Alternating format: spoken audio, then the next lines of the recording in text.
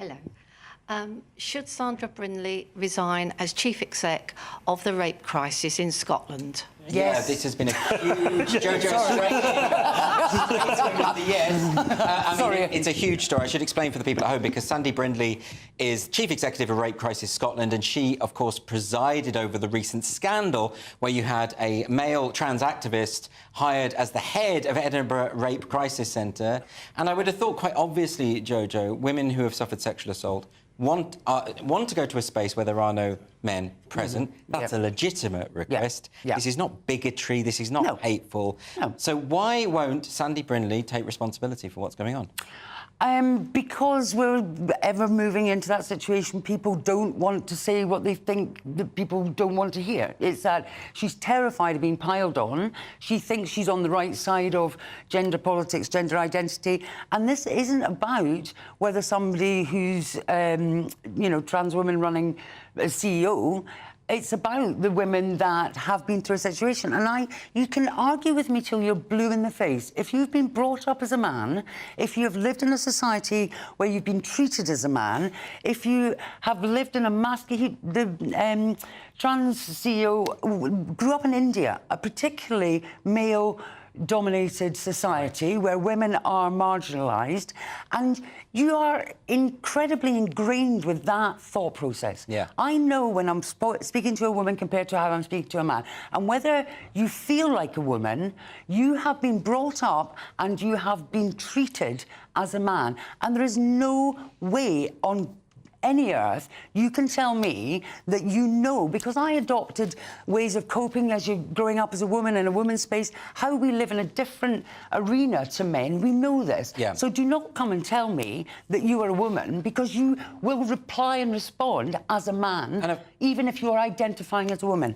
End of. And of course, there's another issue, isn't there, which is, we could say that if this individual was being discriminated against in employment terms for a job at a supermarket or something, a job at a library, whatever, we'd always say, well, you shouldn't discriminate based on their biological sex. But this is a rape crisis centre. This is a different... This is where you are allowed to apply the sex discrimination law. 100%, because if you have been raped as a woman, as I have, sadly, and I'm sure probably not the only one in here, that a man will never understand how that feels. Now, I'm not saying that Rindy doesn't understand sexual assault, but it is a different type of sexual assault. We have been brought up to walk, looking over our shoulders and being careful.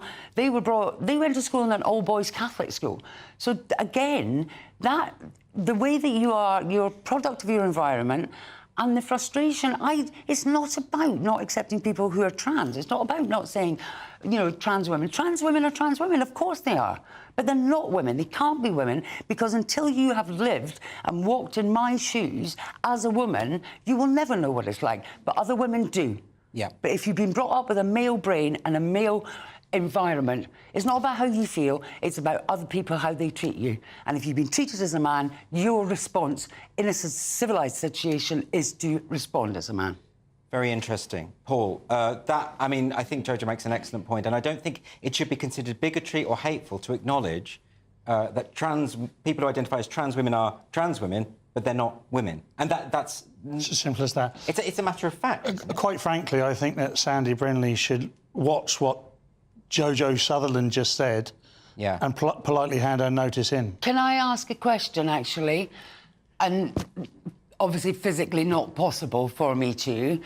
As a black woman, can I begin to understand or know how you have been brought up, the situations that you felt, and how you've been treated in society as a black woman compared to a white woman? Oh, OK. So if Jojo, we can't hear the audience, unfortunately, but the point you're making is that obviously we all grow up in our own situations. Yeah. We all know what we have experienced. And I would be absolutely hammered if I said, well, I'm absolutely... Yes. I know how to live as a black woman. I'm exactly the same as a black woman. We can give the mic to our audience member now if you want to talk. Yeah, is that mic working?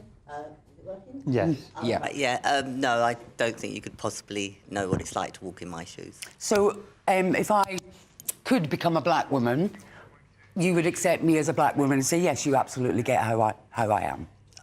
Well, once again, You couldn't just become a black woman overnight because you'd have had to have been born and lived the life. So Yeah, and it's live very the life. I agree with what you're saying. You mentioned that because it sounds impossible, but there was a woman called Rachel Dolezal, a white woman, who identified as a black woman and became the head of the NAACP.